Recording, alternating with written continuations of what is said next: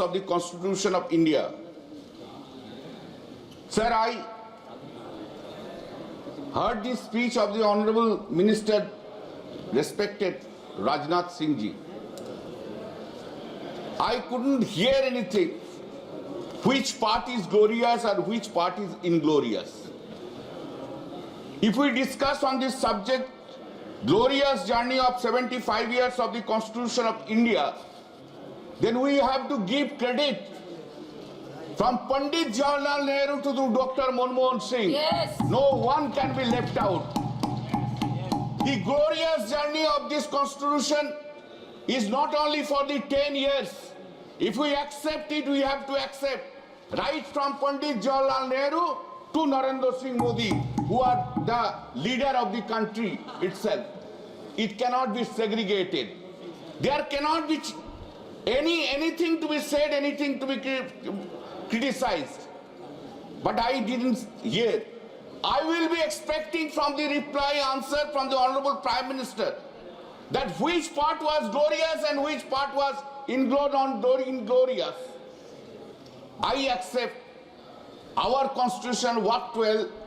Our Constitution, our country is one of the glorious country of the world because of the all machineries have discharged their duties, excepting certain arenas which I will be coming later on. Sir, Dr. Ambedkar said, in the Constituent Assembly, Dr. Ambedkar said, however a good constitution may be, it is sure to turn out a bad, because those who are called to work, it happened to a bad lot. However bad a constitution may be, it may turn out to be good if those who are called to work, it happened to be good lot. The working of the Constitution does not depend wholly upon the nature of the Constitution. Sir, India is the largest democratic country in the world.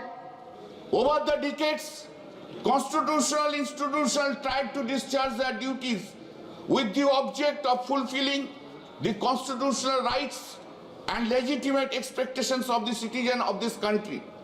Sometimes it has worked well, sometimes the constitutional institution failed to discharge their duties to a certain extent. The necessary question today in India arises whether the Constitution failed or we failed the Constitution. The preamble of our Constitution is the heart and soul of the Constitution. Therefore, it was and is always amenable to amendment. India is a secular country.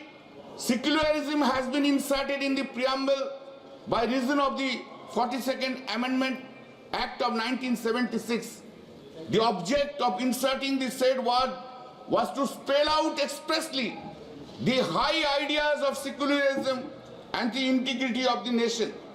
Even before the insertion of the secularism word, every Prime Minister, every Chief Ministers, every ministers of this country have considered the country is a secular. Sir, but unfortunately, during the last 10 years in the hands of the present central government, the secular fabric of the country is at stake. We can see there is a discrimination on the basis of a religion at the behest of the ruling party of the center.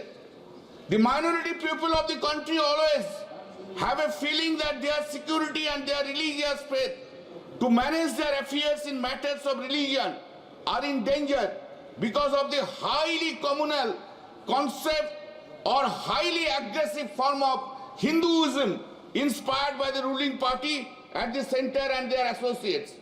If we have to understand the constitution of our country, we have to give meaning to the words, every word. The interpretation of this constitution cannot be narrow. They have to give a broader meaning.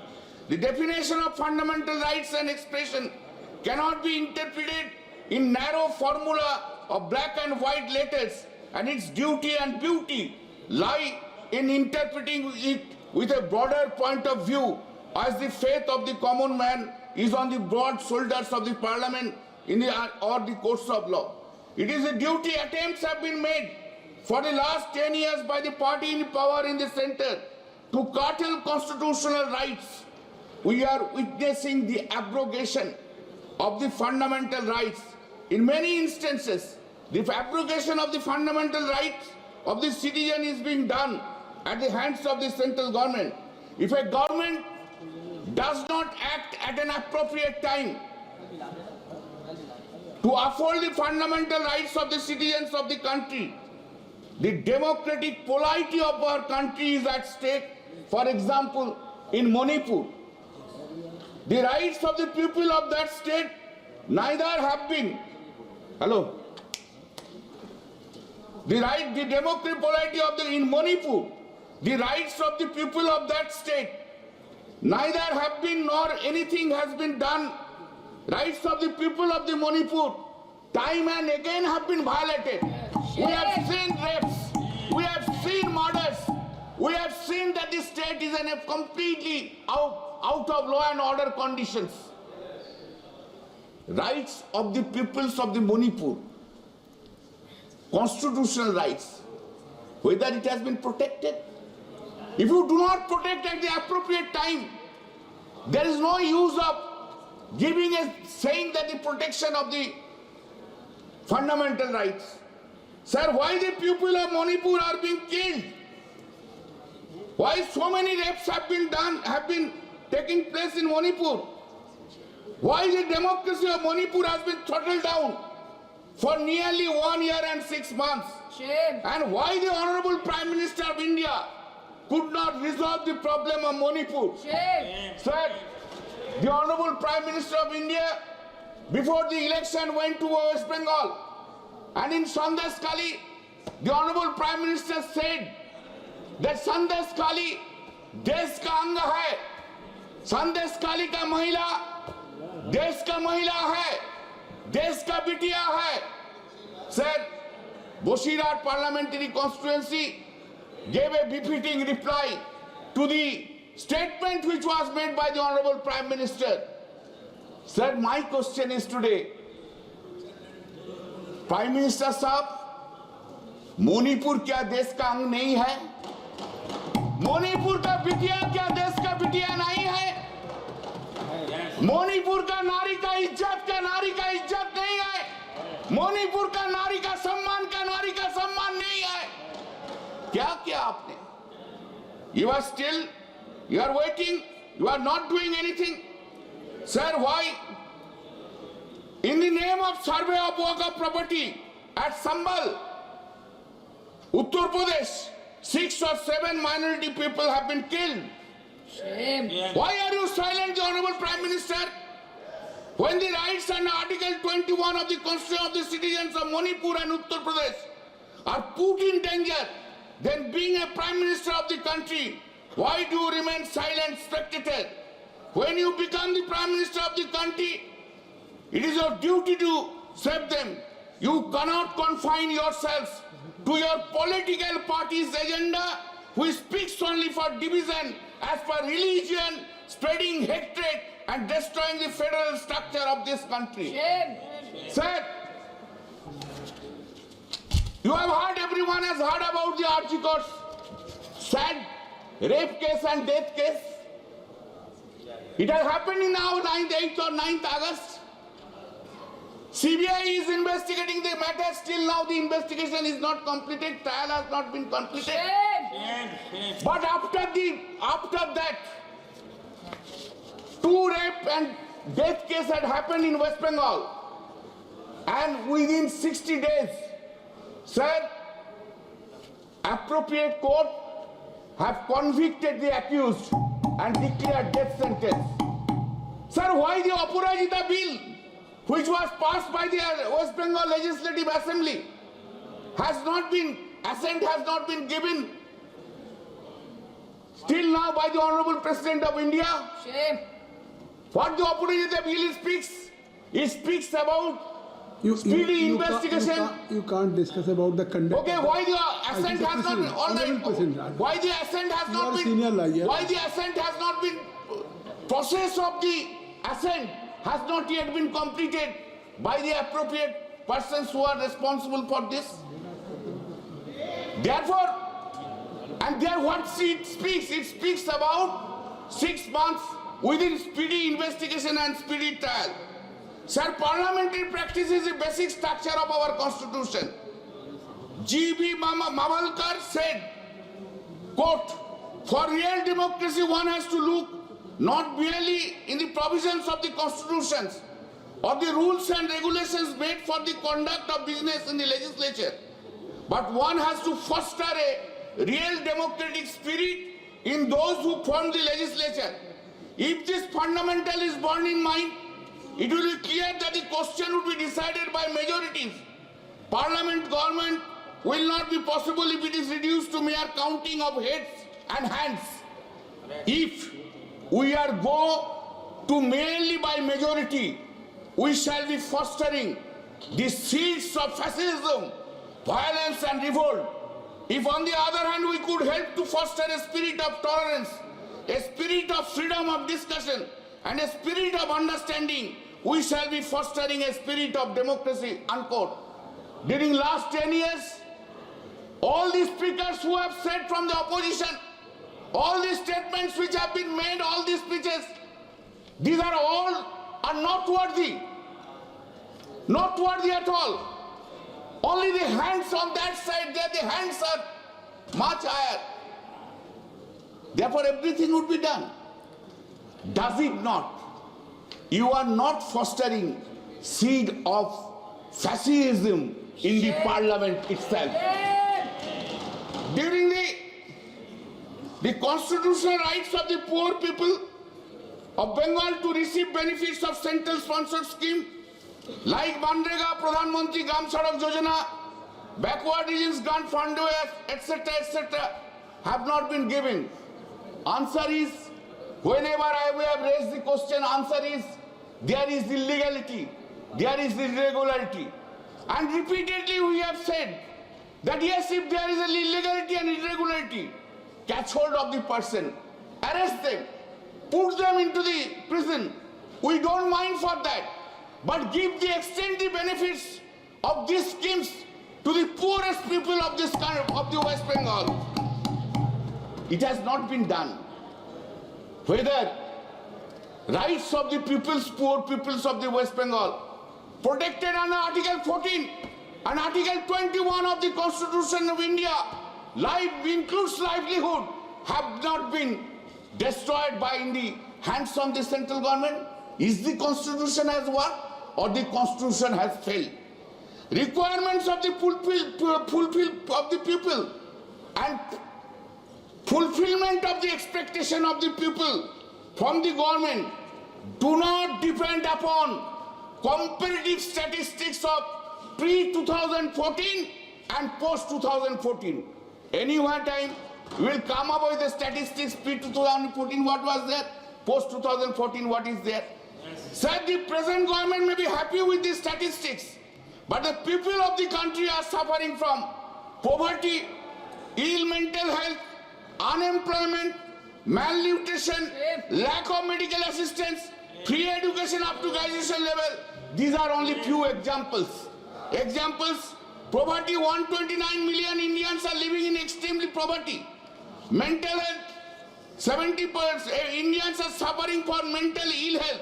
Unemployment, 8.5% in August 2024. Malnutrition, India is ranked 105th out of 127 countries. This is India. Why the constitutional right has not been extended to this?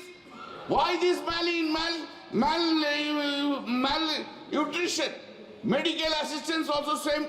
Education, about 265 million students enrolled in school across India, but estimates suggest more than 3.5 million students have dropped out after class 10 in the academic year 2021-20. I have lot of statistics, sir. It will take time. I don't have that much of time. One of the basic structure of the constitution is the federalism. Is being repeatedly interfered with by the central government through the office of the governors. The Honorable Supreme Court in the case of BP Singh versus Union of India 2010-6 SCC 313 held quote, governor has a dual role. The first is that of the constitutional head of the state, bound by the advice of the Council of Ministers. The second is to function as a vital link between the Union government and the state government. In certain special emergent situation, he also may act as a special representative of the Union government. He is required to discharge the functions related to his different roles harmoniously, assessing the scope and ambit of each role properly. He is not an employee of the Union government, not the agent of the party in power, not required to act. You can't mention. At least I have already made you request about. I am reading the judgment, sir. I am reading from the judgment. I am reading Supreme Court judgment. I am saying only. I am reading Supreme Court judgment. Discuss about. I am reading, sir, Supreme Court judgment. How can you say Supreme Court judgment I am reading? I am not saying from my own. He made an impartial or neutral umpire where the views of the Union government and the state government are in conflict. Sir, the Constitution bench of the Supreme Court, in the case of Namam Rabia, held it, 2016, 8 SCC, page 1. I am reading from Supreme Court judgment.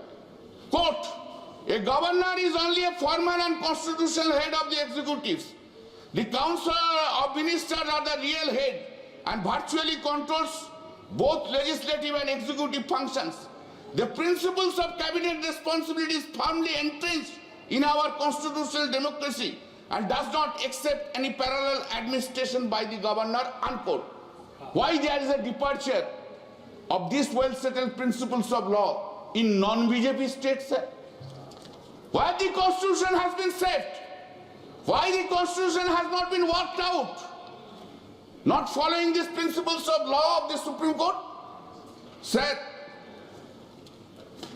the time has come to relook into Article 361 of the Constitution. Because 361 of the Constitution gives protection to the persons designated in there not to sue, not to file against any of them, against of them is not maintainable. But today, the persons who are appointed under Article 163 of the Constitution of India, their conduct are in question, their morality is question. No one can start a criminal case for their breach of morality. This has to be relooked into. Sir, we are very proud of our judiciary. Indian democracy, I believe it by heart I believe it.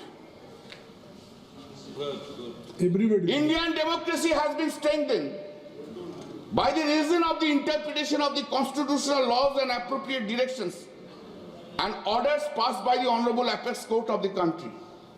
Still then, for the last few years a question and some doubts have been arising in the minds of the people about the independency of the judiciary.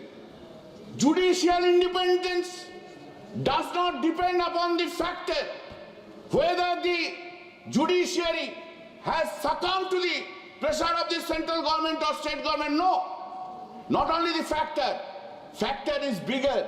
Factor is whether Indian judiciary has been succumbed to the pressure of some interested person through the media has been created. Now it is the question today. Sir, I thank you, sir. You have given me enough chance to speak. Thank you. Thank you. I wish, just I will end it, sir. I wish every provisions of the Constitution of India should be broadly interpreted, should be extended to the poor people of this country, give the benefit of the directive principles of the Constitution, so that not a single poor people remain hungry in our country. Should a single people should not remain in unemployment. Should a single people should not be any jail.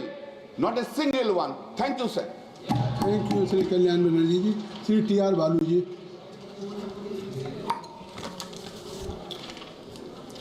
Sir, first of all, I pay my homage to departed security officers on 13/12 2001 in defending the Parliament of India against the terrorist attack. Sir, I heard the President address on the other day with rapture attention. But in the President address, I know the text will be approved by the Cabinet, and Cabinet will send it to the President of India to read it in the both houses of the You are Parliament. also cabinet minister for a long So time. for the sake of You information, are part to it. I should say this one. Sir. See, actually, what I find is this soul and heart of the Constitution is not there. In the preamble, secularism and socialism, most important aspect of the this one, that it is not there, and it is not there in the present. The